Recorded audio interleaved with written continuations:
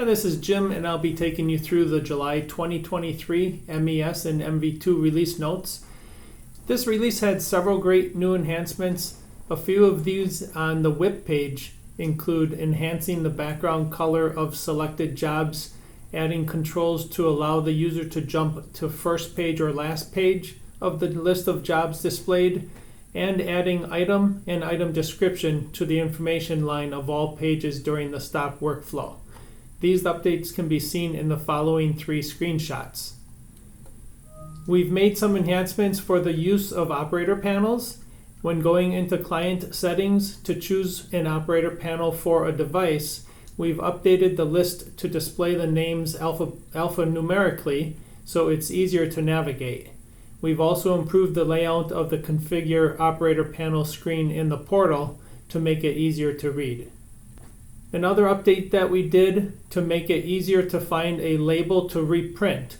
We've added an option to the mobile reprint purchase receipt label screen, which now allows the user to narrow their search to the transaction type, such as purchase receipt to stock, doc, or inspection.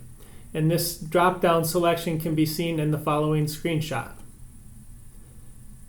Another new enhancement we've added is giving the user the option to show or hide the back button during the issue material and the production receipt WIP workflows. By hiding the back button, the user cannot accidentally back out of the workflow and miss the issue material or production receipt, or potentially disrupt the serial number tracking in a workflow. These options can be found in App Admin as seen in the following 2 screenshots.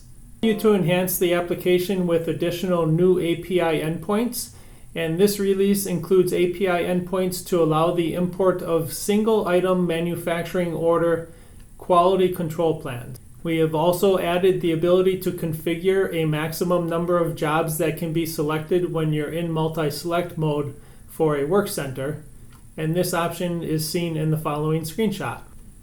Besides these enhancements, there is also a list of minor defects that were fixed in this release.